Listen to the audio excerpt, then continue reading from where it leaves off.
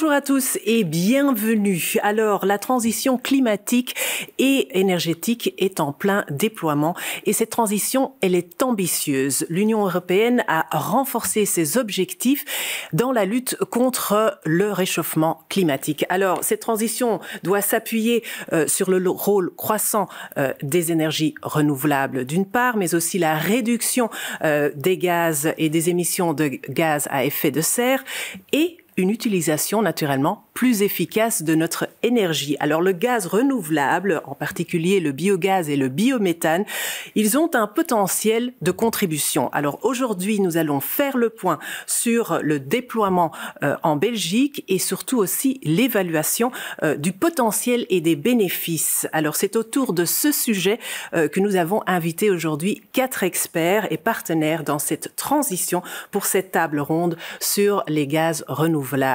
Alors, premièrement, Monsieur Hani Aouat de chez Fluxys, bonjour. Bonjour. Alors, Fluxys est un groupe d'infrastructures gazières actif dans le transport et le stockage de gaz, ainsi que dans le terminaling de gaz naturel liquidifié. Nous avons aussi Nicolas Claude de chez Ores, un gestionnaire de réseau actif dans 200 villes et communes de Wallonie, construit et exploite les réseaux de distribution qui acheminent l'électricité, le gaz naturel et le chauffage, l'éclairage aussi public communal. Bienvenue. Merci. D'autre part, nous avons aussi Monsieur Mathieu Schmitt, Valbiom. Valbiom stimule et accompagne les initiatives de valorisation non alimentaire de la biomasse. Bienvenue. Merci. Aussi une femme, Danielle de Vogelaar, de SIA Partners, qui est l'une des principales sociétés indépendantes de conseil et de management et en IA, ayant une expertise dans plus de 40 secteurs, si je me trompe, et services. Ceci vous permet d'accompagner des clients, en fait, dans le monde entier. Et alors, j'ai encore le plaisir d'accueillir Didier Hendrix de Gaz.be, Fédération des gestionnaires de réseaux de gaz. Bienvenue. Bonjour, merci.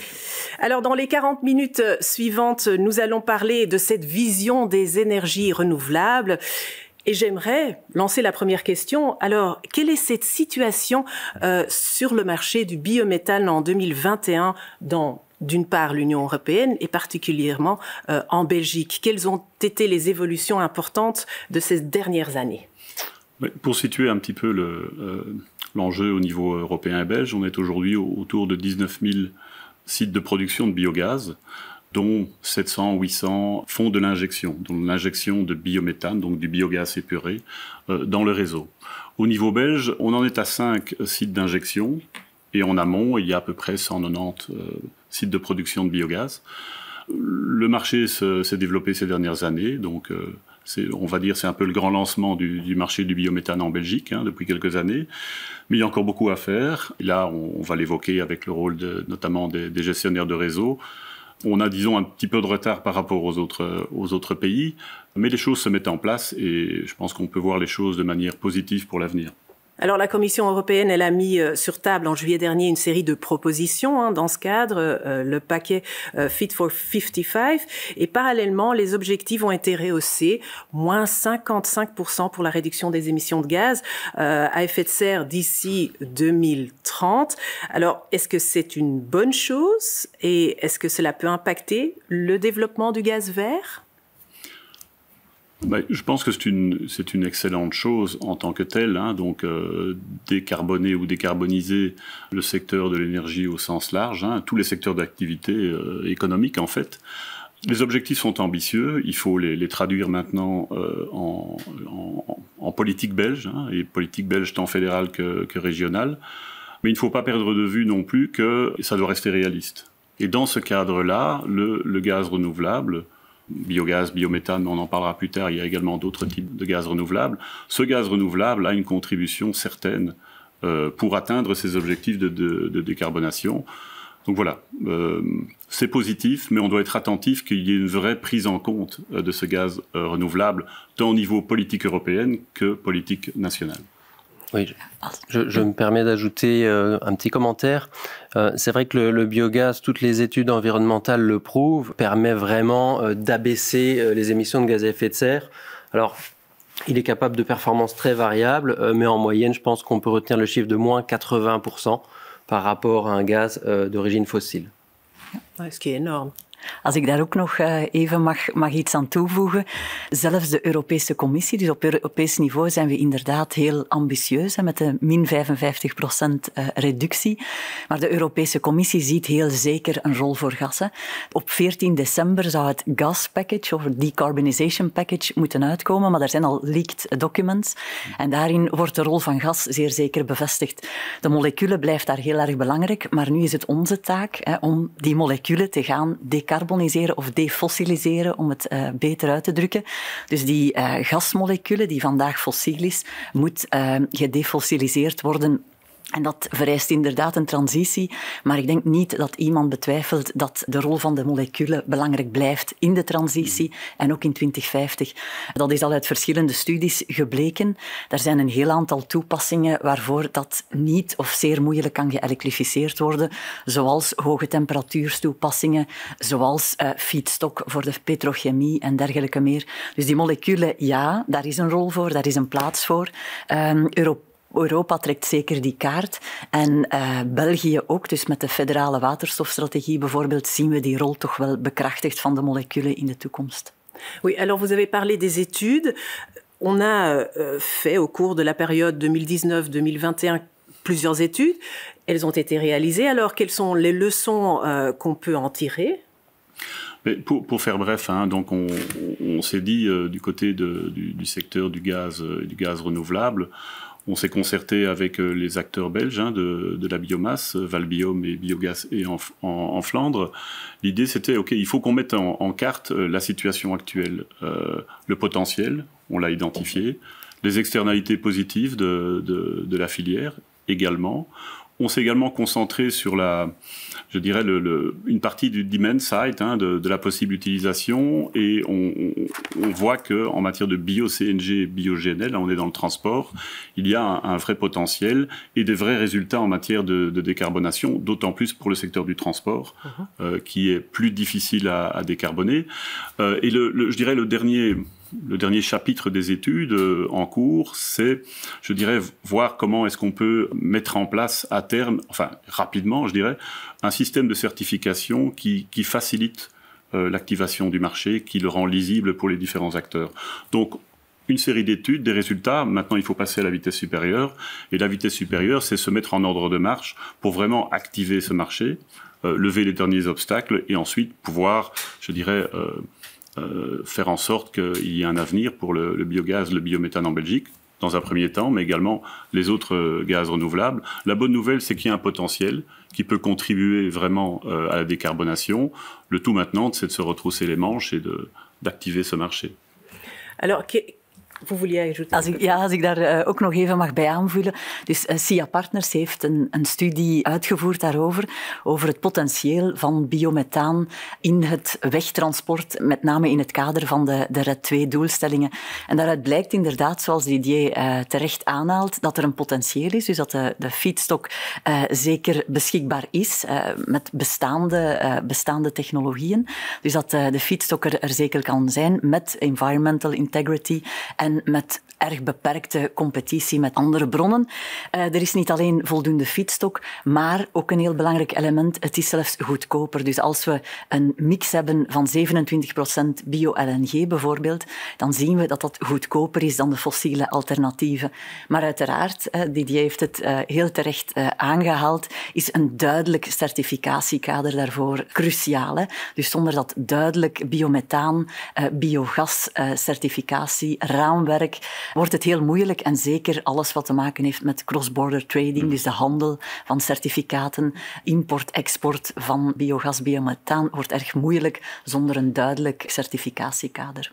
Oui, alors vous l'avez dit, un système de certification clair et compréhensible, c'est absolument nécessaire, mais est-ce que cela ne va pas ralentir le marché, déplacer les acteurs vers des pays voisins, avec un impact peut-être sur le développement du gaz vert dans notre pays?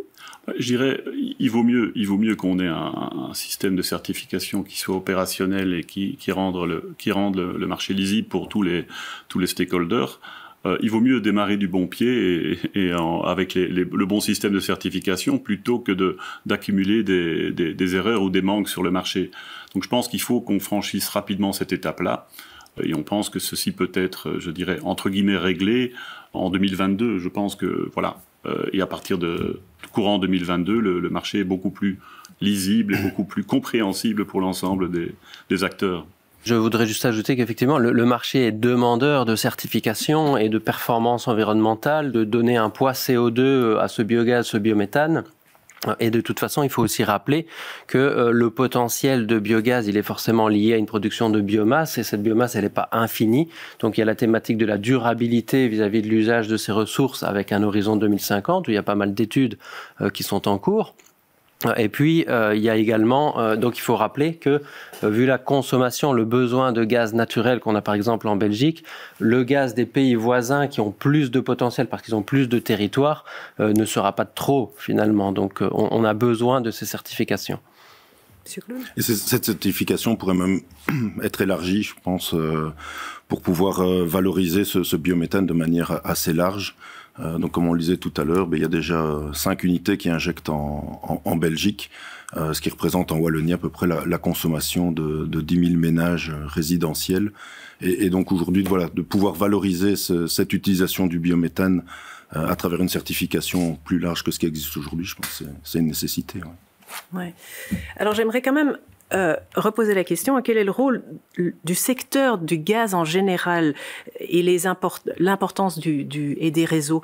Est-ce que c'est uniquement la mobilité ou est-ce qu'il y a aussi d'autres... En tant que gestionnaire de réseau, nous devons quelque part permettre au marché de se développer. Donc là où il y a un besoin de consommation, quel qu'il soit, industriel, domestique, voire en termes de mobilité, la mission qui nous est confiée, c'est de mettre à disposition les infrastructures qui permettent à ces marchés d'exister. Donc on a vu dans un certain nombre de secteurs, et notamment aussi en mobilité, que tout un temps, il y avait ce fameux principe de chicken and the egg dilemma, où on disait le marché ne peut pas se développer parce que les infrastructures ne sont pas présentes. Et puis les gestionnaires d'infrastructures disaient oui, mais on ne peut pas construire de l'infrastructure s'il n'y a pas de consommation, s'il n'y a pas de clients. Là, les gestionnaires de réseau ont un rôle à jouer. Fluxys, dans ce cadre-là, a montré par le passé et montrera encore demain qu'on a un rôle actif à jouer. On a créé des infrastructures de ravitaillement pour les camions GNL alors que le boom n'était pas encore présent. On permet de venir décharger ou de charger du bio-GNL au terminal de Zeebrugge alors que le marché est en déploiement. Donc je dirais qu'on est un élément nécessaire, on est un facilitateur. Et ça, c'est le rôle qu'on peut jouer effectivement. Alors, quelles sont les étapes vraiment qu'on devrait suivre et qu'on va devoir suivre pour développer ce marché du biométhane? Est-ce qu'on a un calendrier, par exemple, pour les 20 prochaines années? Parce que ça vient vite, hein? Oui, tout à fait. L'exercice que nous avons fait est aussi de voir quel peut être le développement du potentiel à l'horizon 2030. On a fait une sorte de roadmap pour voir un petit peu comment on pouvait activer les différentes matières premières aussi, quel type d'installation, à quel coût. Et là, je donnerai la parole à Mathieu qui connaît très très bien le sujet. Je pense que c'est essentiel de s'inscrire dans une ligne de temps pour développer progressivement au meilleur coût. Mais comme je le disais, le potentiel est là. Donc, qu'est-ce qui nous manque aujourd'hui? Une série de choses. Bon, on doit revoir les mécanismes de soutien. On doit, comme je l'ai dit, peaufiner la certification. Mais il faut aussi qu'on porte à la connaissance du plus grand nombre que ce potentiel est là, que ce biométhane peut aider les entreprises, les particuliers, les villes et les communes à décarboner de manière, je ne vais pas dire simple, mais c'est immédiatement disponible. Voilà, c'est là. Je dirais il faut mettre un certain nombre de choses en place pour activer tout ça. Donc voilà, une ligne de temps, c'est ce qui me semble-t-il le plus important, et voir comment est-ce qu'on peut exploiter les gisements dans cette ligne de temps, en synergie avec des porteurs de projets, des clients, les autorités, donc les gestionnaires de réseau. Donc il y a vraiment une approche holistique du développement du biométhane. Oui, pour compléter ce que dit Didier, je dirais que déjà il faut comprendre qu'il n'y a pas un type de biogaz. Il y a plusieurs types de biogaz, il y a plein de manières de faire et le premier déterminant c'est quel type de biomasse on utilise. en fonction du type de biomasse qu'on va utiliser, on a des performances environnementales très variables qu'on peut traduire d'une certaine manière en combien nous coûte chaque tonne de CO2 économisée. Et donc ça, c'est un calcul qu'il faut absolument mener pour savoir par où commencer et où terminer, entre guillemets. Ça, c'est la première chose. Et donc là, c'est une priorisation du type de biométhanisation. Et donc, en fonction des gisements qu'ils vont utiliser, ça va se placer différemment sur les territoires. Et le deuxième aspect, c'est qu'on peut discuter de à quel secteur doit répondre le biogaz. On peut discuter longtemps de est-ce que le biogaz doit prendre telle place ou telle place. Ce qui est sûr, par rapport à l'électricité, par exemple, ce qui est sûr, c'est qu'il y a des secteurs qui sont difficiles à décarboner. Ça, on le sait dès aujourd'hui. Et donc, il faut certainement mettre un accent sur ces secteurs. Je pense qu'on en parlera tout à l'heure. Par exemple, les secteurs industriels. D'accord. Oui, moi, je voudrais justement pouvoir ajouter qu'en effet, comme on le disait, les réseaux sont à disposition pour les porteurs de projets pour pouvoir développer cette filière dans les 20 prochaines années. On peut, grâce aux conduites qui sont existantes, relier facilement maintenant les producteurs aux différents consommateurs, qu'ils soient résidentiels, industriels ou vers la mobilité. Le biométhane a la chance de pouvoir être 100% compatible avec nos réseaux, avec les appareils d'utilisation existants. Et donc c'est une transition qui peut se faire rapidement et à moindre coût. Oui, peut-être aussi ajouter sur ce qui a été dit, le fait qu'il faut tenir compte aussi d'une approche régionale. Bon, il y a des facteurs qui dépendent du fédéral, mais au niveau régional, l'approche biogaz est différente. On a des gisements qui sont différents, donc l'approche doit être différente, et une situation historique qui est différente. Donc il faut en tenir compte dans la manière dont on avance dans la biométhanisation, parfois pour ne pas répéter des erreurs qui ont pu être faites pour ce qui est du biogaz. Donc je dirais qu'il faut vraiment tenir compte de cette approche-là. Et alors ça, c'est un point sur lequel on peut revenir, c'est une dimension très importante, c'est du local. C'est du développement local, donc ça nécessite vraiment d'intégrer un ensemble de partenaires locaux pour vraiment inscrire cette dynamique dans le monde agricole, dans le secteur des villes et communes. Donc ça, c'est peut-être une des originalités du biogaz et du biométhane, c'est qu'on peut vraiment répondre à des besoins de production, je dirais, énergétique locaux. Et donc là, ça répond aussi, comme d'autres types d'énergie renouvelable, à un besoin de plus en plus important. Et de toute façon, les consommateurs résonnent aussi de plus en plus au niveau local. On peut penser aux communautés d'énergie qui se forment. Donc je dirais que le biogaz, biométhane a vraiment là un rôle particulier à jouer. Tout à fait. Inderdaad, een heel goed idee om te leren uit de lessen van het verleden. Maar ook misschien kijken naar wat er in Europa al allemaal is gebeurd. Dus een klein jaar geleden is er ook een studie verschenen, de European Biomethane Benchmark van SIA Partners.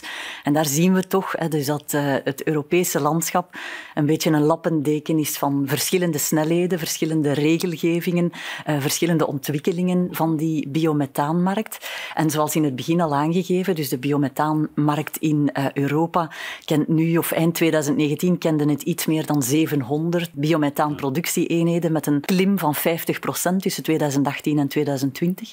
Maar we zien verschillende snelheden. We zien bijvoorbeeld de voortrekkersrol van Duitsland met heel wat kleinere biogasinstallaties. Maar we zien dat Italië en Frankrijk heel snel stappen aan het zetten zijn. En daaruit kunnen we heel wat leren. Dus hoe komt het dat zij zo snel vooruit gaan? Frankrijk, Italië, ook Nederland. Denemarken haalt ook snel zijn schade in. Dus hoe komt dat? Wat kunnen we daaruit welke lessen kunnen we daaruit trekken? En dan zien we dat eigenlijk de support, dus de ondersteuningsmechanismen, de activatiemechanismen aan het veranderen zijn van simpele investeringssteun meer naar productiegerichte ondersteuningen en ook naar een poolmechanisme van de markt. Dus dat er quota's worden opgelegd, dat er tax exemptions worden toegestaan. Incentieven voor verbruikers. En dat trekt de markt aan. Dus ik denk dat dat ook voor België, Vlaanderen, Wallonië nuttige lessen kunnen zijn. Dus om die productiesteun te gaan toekennen, zeker op basis van al die positieve externaliteiten. Dus die heeft het al gezegd, dus dat lokale aspect, het werkgelegenheidsaspect, circulaire aspect, biodiversiteitsaspect. Dus dat zijn allemaal positieve externaliteiten, ook lokale waterkwaliteit, die vandaag niet gevaloriseerd worden en die dat toch wel een verschil kunnen maken in de prijs. Oui, certainement pour rebondir sur ce que vous dites, et en matière de mobilité, c'est très sensible. Quand on regarde les clients qui viennent s'approvisionner en bio-GNL au terminal de Zeebrugge, ils vont principalement vers l'Allemagne.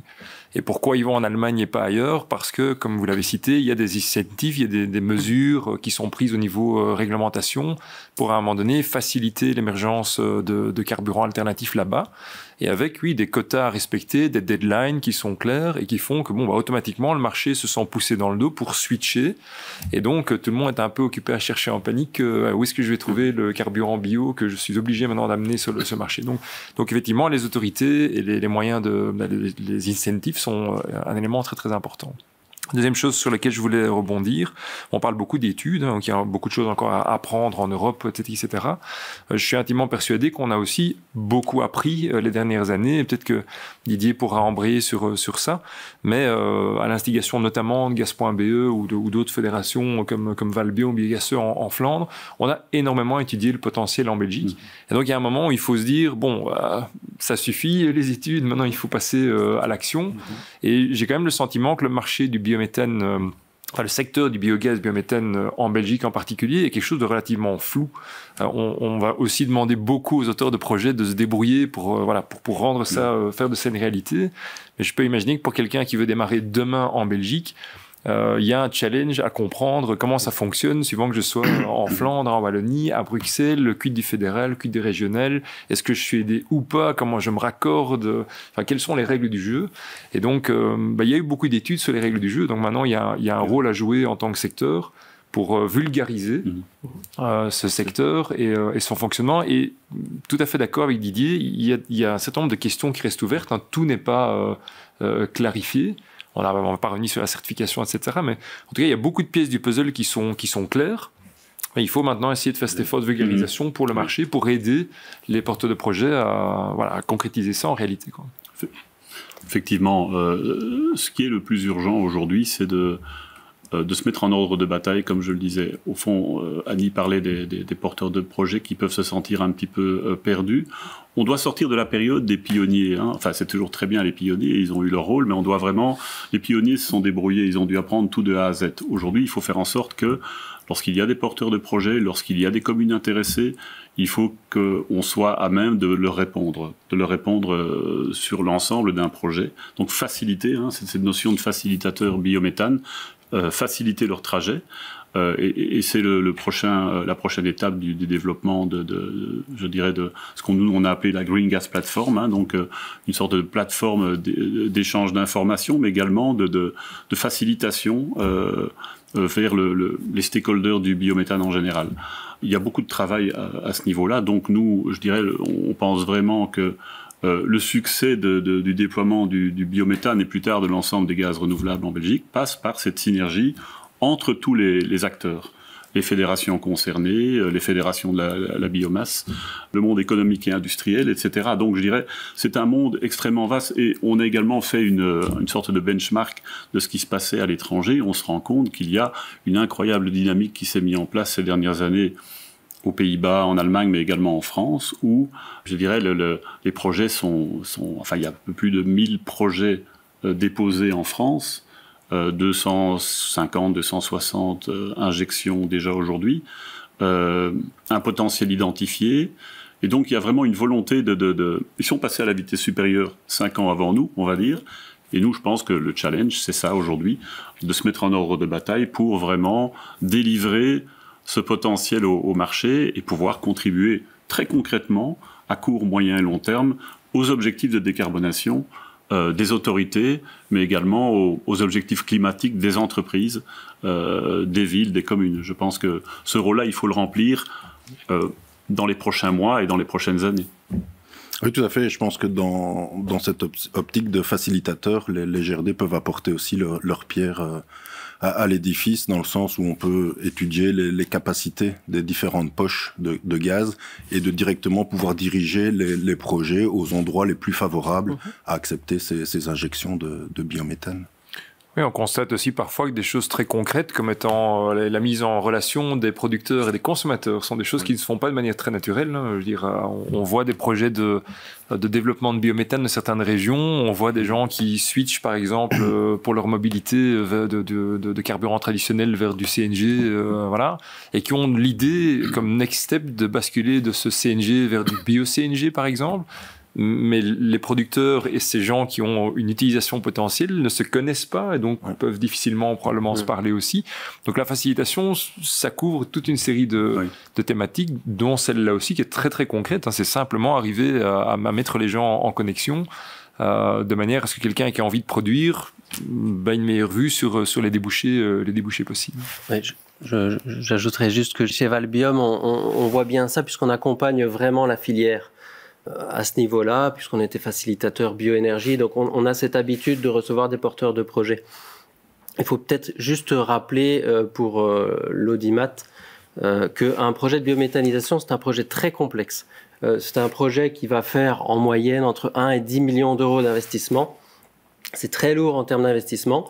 Rappelez aussi que 80% du potentiel, c'est du potentiel d'origine agricole. Donc, ce sont des potentiels qui vont faire le lien, enfin des projets, pardon, qui vont faire le lien entre un monde agricole, entre un monde énergétique, entre un monde financier. Et il y a vraiment besoin que ces mondes apprennent à se parler aussi. Et pour ça, il va falloir des organismes qui permettent cette facilitation. Ouais. Absolument. Alors, oui, peut-être un dernier point, ce que tu disais sur enfin on parlait du local et des différents types de projets. On voit concrètement aujourd'hui au niveau de la demande, enfin différents types d'installations. On parlait de injection dans le réseau et utilisation dans des cogénérations. On a eu récemment l'inauguration d'un site où une installation de bio-CNG pour véhicules se trouve sur un site de biométhanisation, à proximité d'une autoroute. Donc ça se passe en Wallonie.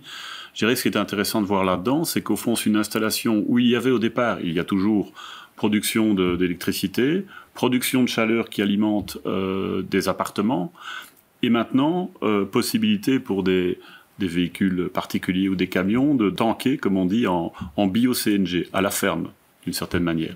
Donc je dirais qu'il y a vraiment quelque chose d'assez holistique, et ce que tu disais, Mathieu, est tout à fait vrai, une sorte de redéploiement agricole possible dans ce segment-là, avec également le hype du fait que c'est, je dirais, une énergie ou un carburant décarboné.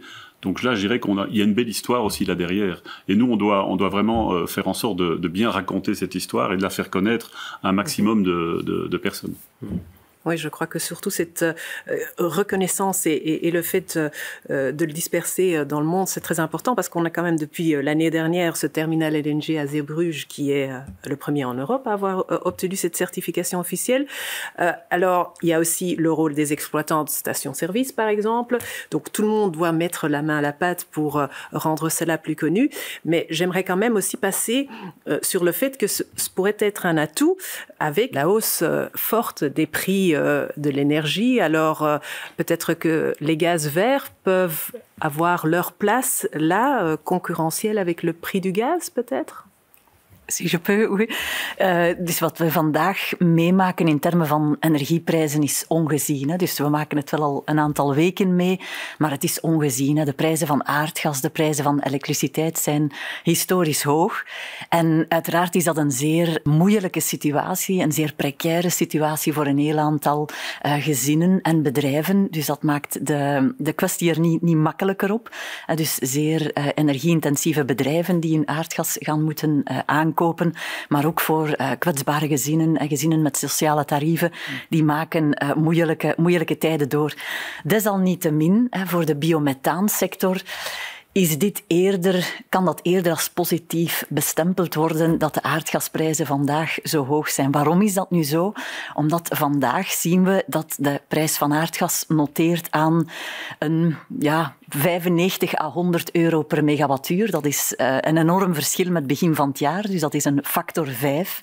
En dus waar dat we in het begin van het jaar nog spraken over 20 euro per megawattuur, zitten we nu aan ongeveer 95 à 100 euro per megawattuur voor gas op de TTF. Maar wat zien we voor biomethaan? De productiekost van biomethaan is €5,96 per megawattuur. Dus we zien daar dat toch wel een rattrapage is. Dus dat de productiekost van biomethaan zeer zeker in de buurt komt te liggen van de prijs van aardgas. Maar dat is nog altijd geen level playing field. Dus we zien weliswaar de prijs van de moleculen is sterk omhoog gegaan. De subsidies dat daarbij komen maken het vandaag interessant. Maar als we bijvoorbeeld naar het waalsysteem kijken, dan zien we dat de subsidies worden toegekend op de prijs van aardgas van het jaar voordien. Dus waarschijnlijk zien we volgend jaar, als de prijzen van aardgas weer naar beneden zullen evolueren, naar alle waarschijnlijkheid, dat het moeilijker gaat worden weer voor die biomethaansector. 2 dingen daarbij. Dus het is allereerst geen uitgemaakte zaak dat de prijzen van aardgas zeer laag gaan worden. Dus dat is een eerste bedenking. Dus sowieso zien we dat de markten evolueren naar een €45 per megawattuur in de toekomst. Maar dat blijft nog altijd hoog ten opzichte van de €20-25 die we gekend hebben. En een tweede punt daarbij is dat we moeten blijven pleiten of aandachtig zijn om toch wel die productiesupport, die positieve externaliteiten te gaan integreren. Dus om dat level playing field tussen fossiele brandstoffen en biomethaan te gaan rechttrekken. Ja, inderdaad. Maintenant, on a ce biométhane, mais on a aussi d'autres gaz verts qui pourraient eux aussi voir leur développement. Je pense aux pyrogazéfication, hydrogène vert, on en parle beaucoup. Alors, comment voyez-vous leur développement? Nous, de notre côté, on voit vraiment ça en 3 étapes. Donc le biométhane, on l'a dit, voilà, filière mature et développable maintenant. Et en deuxième step, on voit très bien la méthanation, donc la combinaison du CO2 et de l'hydrogène. Pour certains secteurs de l'industrie, ça semble assez évident de pouvoir se développer dans ce système-là. Et ensuite, pour évoluer en 3e étape vers l'hydrogène, qui sera vraiment quelque chose de plus long terme. Mais voilà, on voit cette avancée vraiment par étape, par maturité et dans cet ordre-là, biométhane, méthanation, et pour arriver à l'hydrogène dans quelques décennies. Espérons un peu plus vite. Allez-y. Oui, et puis bon, au niveau fédéral, on a quand même vu très récemment sortir la stratégie et la vision en matière d'hydrogène de la Belgique. Bon, je pense que dans le document qui a été publié, il y a 4 grands piliers pour avancer en direction d'un rôle fort pour l'hydrogène en Belgique, qui est d'un marché liquide de l'hydrogène et ainsi de suite. Il y en a 2 qui, à mes yeux, sont importants. Le premier, c'est de dire que, un peu de la même manière que le biométhane, la capacité de produire de l'hydrogène vert en Belgique, dans les années à venir, est relativement limitée. Est certainement limitée par rapport à la quantité d'énergie qui est aujourd'hui acheminée en Belgique pour les besoins des consommateurs et de l'industrie en gaz naturel. En gaz naturel, on parle de 185 TWh d'énergie qui sont importés sur base annuelle sous forme de gaz naturel. Et je vais regarder mon copion, mais donc on estime la production domestique d'hydrogène vert à l'horizon 2026 à 150 MW. 185 TWh, 150 MW. Donc il y a un énorme gap. Dans le même document, on estime la demande en hydrogène de l'ordre de 3,6 TW à l'horizon 2030 et de l'ordre de 100 à 165 TWh à l'horizon 2050. Donc, il y a un besoin d'importation. Donc ça, c'est le premier message qui est cité. Favoriser la production domestique, ça va pas être suffisant. Il faut importer de l'hydrogène vert, si possible, depuis l'étranger. Donc, il y a besoin d'importation. Le deuxième élément, c'est qu'on a besoin de ce qu'on appelle dans le document un backbone, donc en fait un système, un réseau de transport en Belgique qui permet justement au niveau local de mettre en relation les producteurs et la demande. Mais puisqu'on vient de parler d'importation, il faut aussi qu'on connecte ces réseaux locaux avec les réseaux des pays voisins de manière à pouvoir justement échanger cross-border des volumes d'hydrogène. Donc voilà, il y a une vision, une stratégie maintenant claire qui a été émise par le niveau fédéral. On a détecté aussi, enfin, Fluxys a dès le début de cette année-ci en fait commencé à interroger le marché pour voir qui voit dans un horizon plus ou moins lointain une possibilité de switcher de carburant traditionnel ou d'énergie traditionnelle vers l'hydrogène. Donc ça fait 1 an qu'on mène cet exercice et donc on peut confirmer qu'il y a clairement un marché et de producteurs et de demandeurs en Belgique Et donc, il y a probablement un besoin d'infrastructures à déployer, soit en reconditionnant des infrastructures gaz naturel existantes, soit en posant ici ou là de l'infrastructure nouvelle. Et donc ça, c'est vraiment un exercice qui est actuellement en cours et où on est actif. Je veux simplement ajouter à ce que dit Annie, c'est que là encore l'expérience des pays voisins est intéressante. Sur les autres types de gaz renouvelables, on voit déjà énormément d'initiatives. Pour ce qui est de la pyrogazéification, hein, donc on va dire sommairement le traitement du bois et sa gazéification, le power to gas, méthanation et l'hydrogène vert. Et au fond, les associations qui s'occupent des gaz renouvelables en France ont vraiment fait le pari de lancer, je dirais, une série de projets, enfin de soutenir une série de projets en la matière. Donc il y a un développement effectif déjà en France notamment, mais également dans d'autres pays, en Allemagne.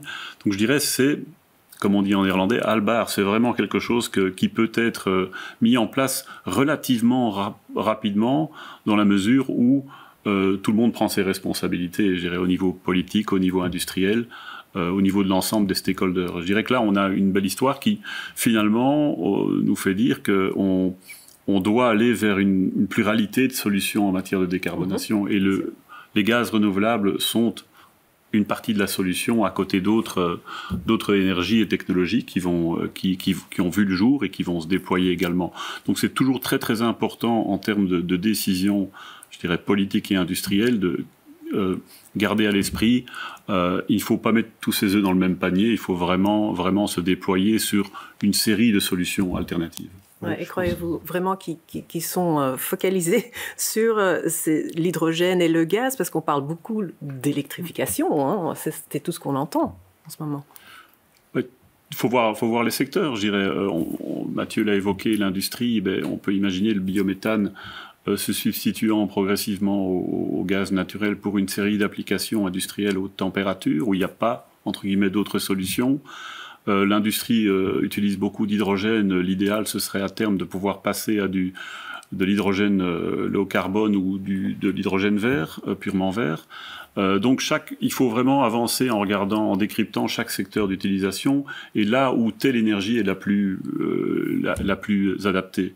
Donc je dirais, gardez bien dans l'esprit cette ligne temporelle sur les 15-20 prochaines années et ne pas mettre la charrue avant les bœufs. Donc je dirais, ça c'est vraiment important, me semble-t-il. Oui, je pense en effet, c'est important de souligner qu'il y a différentes échelles et qu'il y a une pluralité de sources d'énergie possibles et qu'il faut garder ces aspects locaux avec le biométhane, la méthanation, des aspects peut-être plus internationaux, si je peux le dire, avec de l'importation d'hydrogène ou de la production aussi plus locale d'hydrogène. Et l'avantage de ce mix, c'est qu'on a une multitude de molécules dont certaines sont déjà compatibles, je pense donc au biométhane et à la méthanation, avec les réseaux, avec les appareils. Et donc, en termes de coût pour le citoyen, parce qu'au final, il y a toujours cet aspect-là aussi, ça peut avoir un impact tout à fait positif. Oui. Ja, als ik nog even wat cijfers ook mag opplakken. Dus de Europese Commissie heeft een achttal scenario's doorgerekend in haar long-term strategy. En daarin zien we dat voor 2050 dat er heel wat gaat geëlektrificeerd worden. Er zijn heel wat nieuwe elektrische toepassingen die in de pipeline zitten en die vandaag ook al voor een stukje gebruikt worden, zoals elektrische voertuigen, zoals elektrische warmtepompen. Dus er gaat zeker verder en diep geëlektrificeerd worden. Maar zelfs in de scenario's van de Europese Commissie, die het meest klimaatambitieus zijn, dus die zero carbon neutrality gaan implementeren, zien we dat nog altijd 46% aan de moleculen wordt gedacht of de moleculen de ruimte wordt gegeven. Dus 53% geëlektrificeerd van de finale energievraag. En dus 47% de moleculen. Dat is op Europees niveau. Op het Federaal Planbureau is het afgelopen jaar ook 2 rapporten gepubliceerd, waarin ook de plaats van de moleculen is bekeken in het Belgische energiesysteem daar. Gewerkt met 2 scenario's. Ook daar is 1 scenario deep electrification, dus verregaande elektrificatie.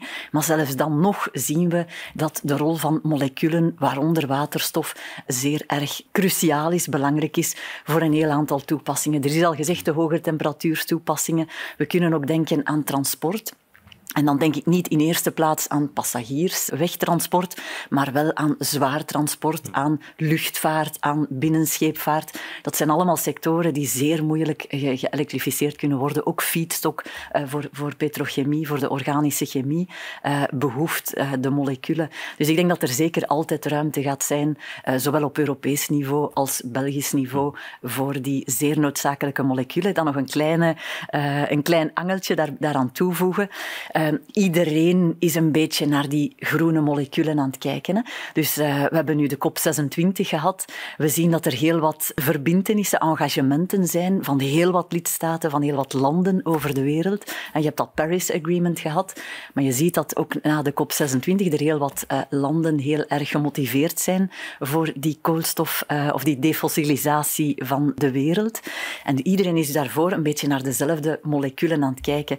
Dus ik denk dat we een verschil moeten maken tussen productiekost van waterstof bijvoorbeeld, die veel goedkoper in Chili, in Oman, in Sahara kan gebeuren dan in de Vlaamse velden of in de Waalse bossen, bij manier van spreken. Dat is uiteraard waar, hè, dus dat daar de productiekost goedkoper kan zijn. Maar dan moeten we het nog naar hier getransporteerd krijgen. En als er wereldmarkten of regionale markten worden geschapen, omdat iedereen die moleculen gaat nodig hebben in zijn transitie naar een koolstofneutrale samenleving, gaat die prijs ook op wereldniveau bepaald worden. En dat zien we nu ook met de aardgasprijs, dus die kan wel volatiel zijn. Dus dat is toch iets dat we in toog moeten houden en ook moeten meenemen in onze reflectie van we moeten toch ook zien dat we binnen Europa ook kunnen die electrolyzers opgesteld krijgen. We moeten toch ook zien dat we zeker onze ogen niet sluiten voor economische opportuniteiten van invoer, absoluut niet. Ik sluit mij volledig aan bij het standpunt van Annie om te zeggen van een energietransitie die invoer onafhankelijkheid bepleit, dat is een sprookje. Dus energietransitie gaat hand in hand met invoer van energie. Dat is heel, heel erg eenvoudig en ik denk dat niemand dat kan betwisten. Maar daarnaast hebben we heel wat kennis, heel wat expertise om zelf dingen te doen. En ik denk dat we toch ook de kansen moeten laten, zoals met biomethanisatie, ook met waterstof en maken van moleculen, om hier lokale werkgelegenheid te gaan creëren. Dus de goede balans daarvoor vinden. Monsieur Smit, vous voulez... Oui, je voulais juste revenir à la méthanation, parce qu'on parle de méthanation. Donc, le principe, je pense que tout le monde le connaît, c'est recombiner de l'hydrogène et du CO2 pour refaire du méthane. Rappelez juste aussi que la méthanation, il y a plusieurs manières de la faire. Il y a la thermocatalytique, il y a de la méthanation biologique. Et ce que je voulais dire finalement, c'est que cette méthanation biologique, elle s'intègre très bien sur des sites de biométhanisation existants, puisqu'on a du CO2 dans notre biogaz. Et elle permet par exemple de doubler la production d'une unité de biogaz si on revalorise ce CO2 finalement avec l'hydrogène en CH4. Donc c'est vraiment un élément qui va venir dans l'évolution logique de tout le monde du biogaz en tout cas. Monsieur Hendricks, le mot de la fin? Le mot de la fin, mais je pense que tous les intervenants l'ont dit, il y a une place pour le gaz renouvelable dans les scénarios énergétiques de demain au niveau européen et belge. Maintenant, on est à la nouvelle étape, on doit activer ce marché, le dynamiser. Il y a un potentiel pour 150 à 200 points d'injection en Belgique. Donc c'est une première étape et je pense que si on se met des objectifs et si on se met en ordre de bataille, on peut réaliser ces objectifs pour le bien collectif, pour la décarbonation. Je crois qu'on peut garder ce message-là positif en guise de conclusion. Merci beaucoup à mes invités d'avoir partagé ce moment avec nous. Merci à vous de nous avoir suivis. Alors, on revient dans un prochain débat avec d'autres invités, d'autres questions, mais espérons-le, un débat tout aussi intéressant. Merci beaucoup.